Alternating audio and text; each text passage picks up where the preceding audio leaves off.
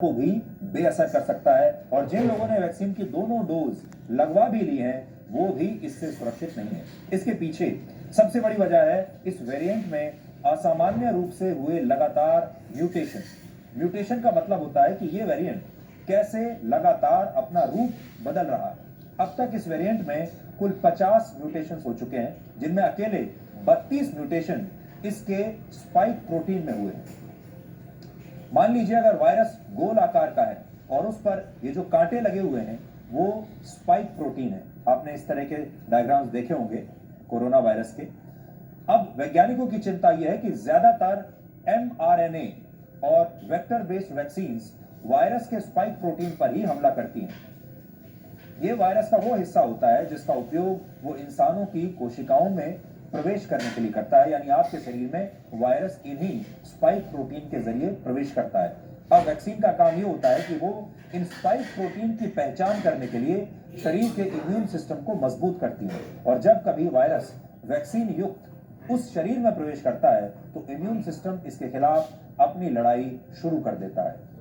अब चुनौती यह है कि दुनिया में कोरोना की जिन वैक्सीन का ज्यादा उपयोग हो रहा है वो सभी mRNA और वेक्टर बेस्ड वैक्सीन हैं।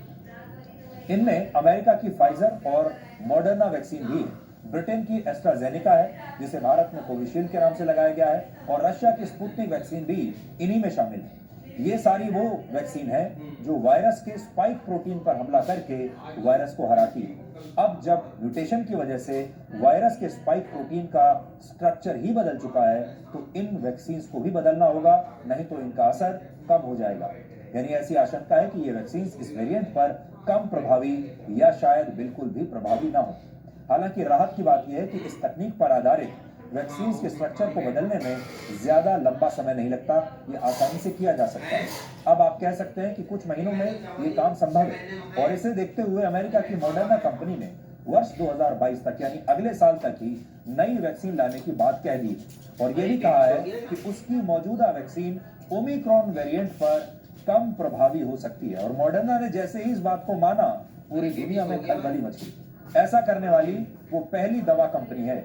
इस विषय में आईसीएमआर का ताजा बयान भी बहुत अहम है।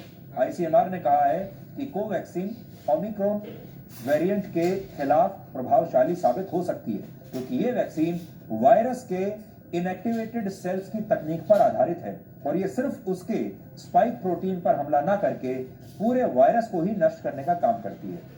हम यहाँ एक बात और आपको स्पष्ट कर दें कि ये सारे अनुमान गलत भी हो सकते हैं क्योंकि अभी तक किसी भी देश को इस वायरस के बारे में कोई भी सही और सटीक जानकारी है ही नहीं और WHO ने भी कहा है कि लोगों को इस वायरस से बचने के लिए वैक्सीन जरूर लगवानी चाहिए क्योंकि ये नया वेरिएंट है, अभी इस पर शोध चल ही रहा है और जितनी जानकारी आ रही है ये बहुत ही शुरुआती जानकारी है। भारत में अब तक वैक्सीन की लगभग 124 करोड़ डोज लग चुकी हैं। इनमें कोविशील्ड की 99 करोड़ 54 लाख हैं और कोवैक्सीन की 12 करोड़ 68 लाख और स्पुतनिक की 11 लाख डोज हैं। ये ब्रेकअप है भारत का। अब तक ओमिक्रॉन वेरिएंट दुनिया के 22 देशों में प्रवेश कर चुका है, धीरे धीरे बढ़ता जा रहा है। पहले 10 से कम देश थे, फिर 14 हुए, फिर 16 हुए, अब 22 हो गए हैं और यहाँ लगभग 170 लोग अभी इससे संक्रमित पाए गए हैं। हालांकि वैज्ञानिकों का मानना है कि संक्रमित मरीजों की असली संख्या इससे ज्यादा हो सकती है क्योंकि बहुत सारे देशों में अब भी वायरस के सभी सैंपल्स की जीनोम सीक्वेंसिंग नहीं हो रही है। हालांकि भारत में इसकी स्पीड अब जरूर बढ़ा दी गई है।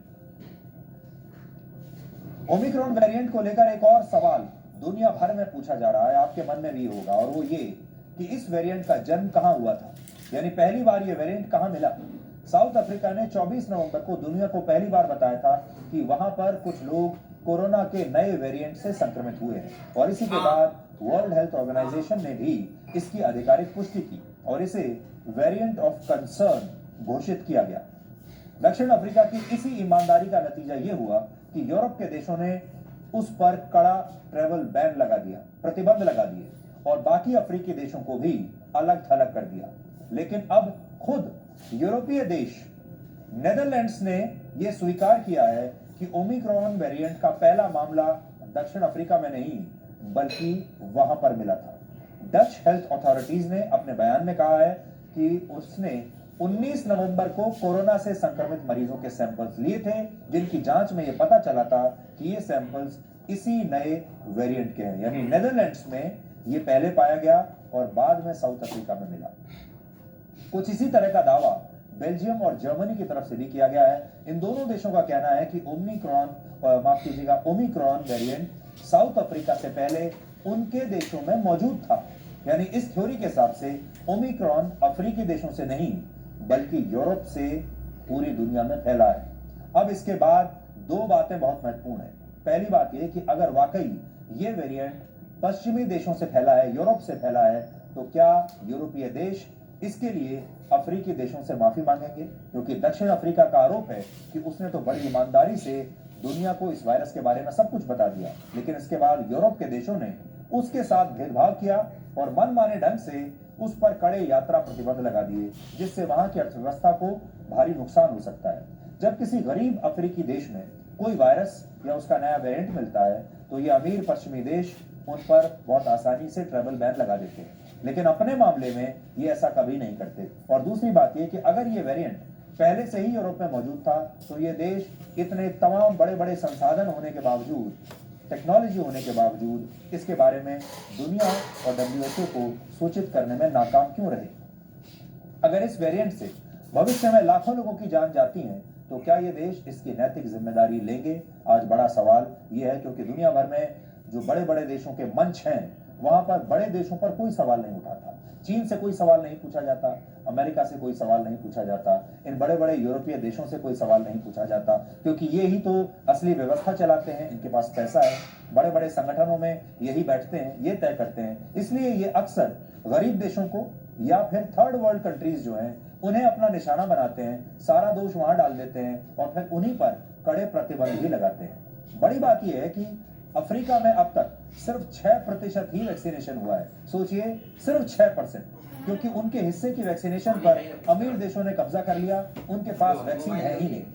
इसे आप इस बात से समझिए कि इस समय जितनी वैक्सीन गरीब देशों में लग रही है उससे 6 गुना ज्यादा बूस्टर डोज अमीर देशों में लगाई जा रही है। तो सोचिए कि अफ्रीका जैसे गरीब देशों में जहां 6% वैक्सीनेशन हुआ है वहां अभी इतनी कमी है वैक्सीन की, और अमीर देश अब अपनी तीसरी डोज लगाने जा रहे हैं जिसे बूस्टर डोज कहते हैं। इससे आप इन अमीर देशों का असली चरित्र समझ सकते हैं। उनका ध्यान है कि अब तीसरी डोज भी लगाई जाए अपने लोगों को, और कहां अफ्रीका में लोगों को एक डोज भी नहीं मिल रही। अब हम आपको इस वेरिएंट के बारे में 5 बहुत जरूरी बातें बताएंगे जिन्हें आप चाहें तो आज नोट भी कर सकते हैं, ये आपके काम आएंगी। पहली बात, केंद्र सरकार ने कहा है कि ये वेरिएंट कोरोना के RT-PCR टेस्ट से छिप नहीं सकता, यानी ये RT-PCR टेस्ट में पकड़ा जाएगा, डिटेक्ट होगा।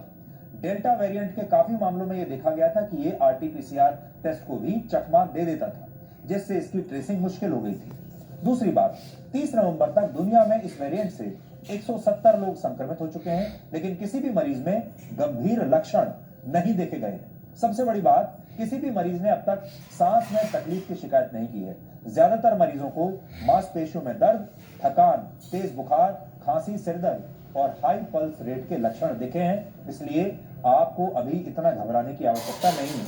तीसरी बात, अब तक कोई भी देश इस बात का अनुमान नहीं लगा पाया कि ये वायरस असल में आगे चलकर कितना खतरनाक होगा, लेकिन इटली में हुए अध्ययन में यह पता चला कि ये वेरिएंट डेल्टा वेरिएंट की तुलना में 7 गुना ज्यादा संक्रामक है। यानी फैलता बहुत आसानी से, खतरनाक होगा या नहीं कह नहीं सकते, लेकिन फैलता ज्यादा है। इसके अलावा दक्षिण अफ्रीका के एक वैज्ञानिक ने कहा है कि यह वेरिएंट दुनिया में डेल्टा वेरिएंट से कहीं ज्यादा तबाही मचा सकता है। इसलिए आप देखिए, अलग अलग तरह की बातें अलग अलग देशों से और वैज्ञानिकों से आ रही है। चौथी बात, भारत में अब तक ओमिक्रॉन का एक भी मामला नहीं मिला है। हालांकि दक्षिण अफ्रीका और दूसरे देशों से जो यात्री यहां लौटे थे उनके सैंपल्स की जीनोम सीक्वेंसिंग अभी चल रही है।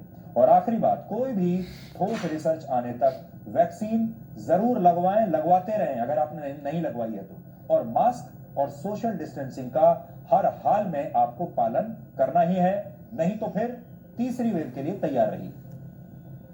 आज से केंद्र सरकार की नई ट्रैवल गाइडलाइंस भी लागू हो गई हैं, लेकिन इसके साथ ही इन पर टकराव भी शुरू हो गया है। इसलिए अगर आप भी यात्रा करने के बारे में सोच रहे हैं, हवाई यात्रा के बारे में, तो आपको ये जानकारी बहुत ध्यान से आज सुननी चाहिए। आज महाराष्ट्र सरकार की तरफ से नई ट्रैवल गाइडलाइंस जारी की गई हैं। इसके तहत अब महाराष्ट्र में हाई रिस्क देशों से आने वाले यात्रियों के लिए 7 दिन का इंस्टीट्यूशनल क्वारंटीन अनिवार्य कर दिया गया है। यानी अगर एयरपोर्ट पर किसी यात्री की रिपोर्ट नेगेटिव भी आती है तो उसे एयरपोर्ट या सरकार द्वारा निर्धारित किसी तय स्थान पर ही क्वारंटीन में रखा जाएगा। ये होम क्वारंटीन नहीं है, ये सरकारी क्वारंटीन होगा। तो अगर आप बाहर से आ रहे हैं हाई रिस्क कंट्री से तो आपको सरकारी क्वारंटीन में रहना होगा, आपको घर जाने की इजाजत नहीं मिलेगी। जबकि भारत सरकार ने अपनी गाइडलाइंस में यह